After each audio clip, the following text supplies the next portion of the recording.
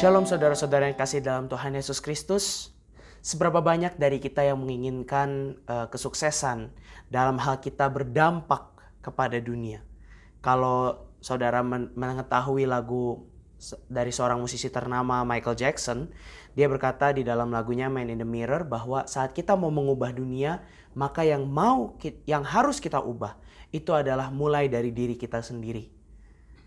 Pastinya saudara mau banget atau ingin sekali untuk mengubah dunia ke arah yang lebih positif.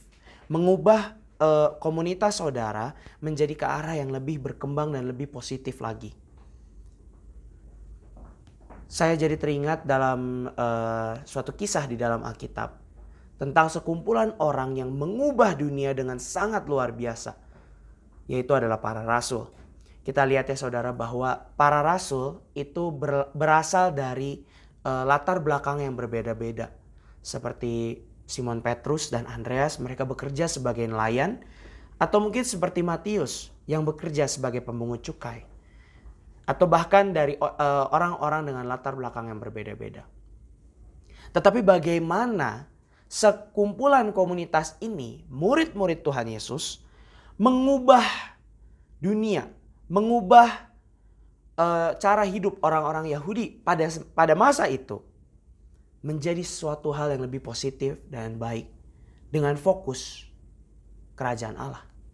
Kita lihat ya, kalau kita mengingat bagaimana Petrus itu betul-betul di awal dia merasa takut, walaupun dia seolah-olah seperti yang paling berani ya saudara. Tapi saat ia menghadapi, ditanya bahwa apakah kamu murid Kristus, dia takut untuk mengakui hal itu. Begitu pula dengan Yohanes dan Yakobus, di saat mereka melalui daerah Samaria dan mereka tidak diperbolehkan untuk melewati daerah itu, maka mereka kemudian berkata pada guru mereka, "Guru, turunkanlah api dari langit supaya api dari langit itu membakar kota Samaria." Lalu kemudian Tuhan Yesus di situ menegur mereka. Dari masing-masing pribadi yang berbeda-beda. Pribadi yang impulsif, pribadi yang takut. Di saat mereka bertemu kembali dengan Tuhan Yesus, pada waktu Tuhan Yesus bangkit, mereka merasakan sukacita, mereka merasakan damai sejahtera. Lalu kemudian di saat Tuhan Yesus sudah naik ke atas, ke awan-awan, ke surga, kemudian mereka akhirnya mendapatkan suatu janji. Yaitu di saat Roh Kudus turun ke atas kamu, kita buka di dalam Kisah Para Rasul 1 ayat 8. Tetapi kamu akan menerima kuasa kalau Roh Kudus turun ke atas kamu. Dan kamu akan menjadi saksiku di Yerusalem dan di seluruh Yudea dan Samaria dan sampai ke ujung bumi. Inilah yang kunci perubahan yang dilakukan oleh mereka. Di saat mereka berkumpul dan kemudian mereka berdoa, kemudian turunlah Roh Kudus seperti lidah-lidah api ya pada waktu di hari Pentakosta di Kisah Para Rasul pasal 2. Lalu kemudian saat mereka sudah mendapatkan pengurapan dan baptisan Roh Kudus, kemudian akhirnya mereka bisa berkata-kata dalam bahasa-bahasa yang lain. Saat orang-orang melihat hal itu, mereka tercengang-cengang. Kemudian Petrus bangkit berdiri dan kemudian berkhotbah di hadapan mereka. Lihat saudara, sebagai seorang yang tadinya takut, yang tadinya pengecut, akhirnya dia maju dan dia berkhotbah. Dan pada saat itu juga dia mengungkapkan apa yang dikatakan oleh Nabi Yoel berkenaan dengan Pentakosta, berkenaan dengan kuasa Roh Kudus yang dicurahkan kepada setiap orang. Kemudian Petrus menyuruh mereka untuk bertobat, dibaptis dalam nama Tuhan. Akhirnya 3.000 orang bertobat saudara. 3.000 orang bertobat. Kemudian cara hidup mereka berganti. Ada perubahan yang baru. Ada cara hidup yang baru. Akhirnya para rasul bisa menjadi sebuah komunitas yang membawa perubahan yang begitu luar biasa di era perjanjian baru. Kita lihat ya di dalam Kisah Para Rasul 2 ayat 47. Sambil memuji Allah dan mereka disukai semua orang. Dan tiap-tiap hari Tuhan menambah jumlah mereka dengan orang yang diselamatkan. Bagaimana dengan kita saudara? Apakah kita ingin membawa perubahan dan dampak positif kepada lingkungan, mungkin lingkungan pekerjaan kita, mungkin lingkungan family kita, Mungkin lingkungan pertemanan kita harus menjadi saksi.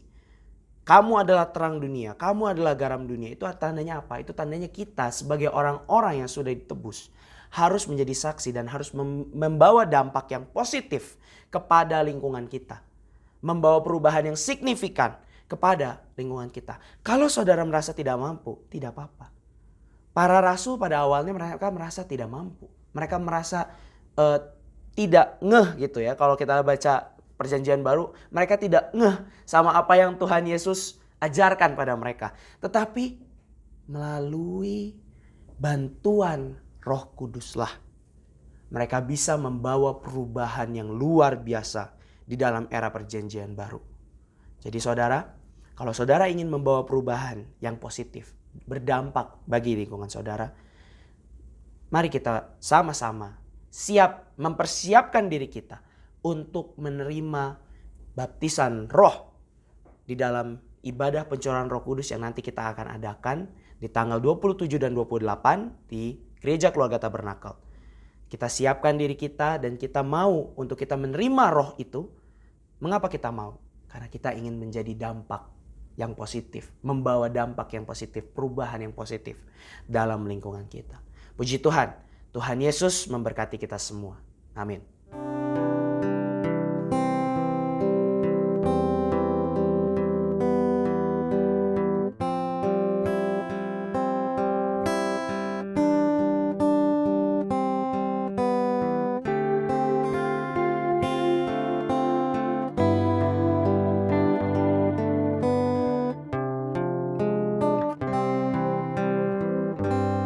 Bila Engkau tak besertaku,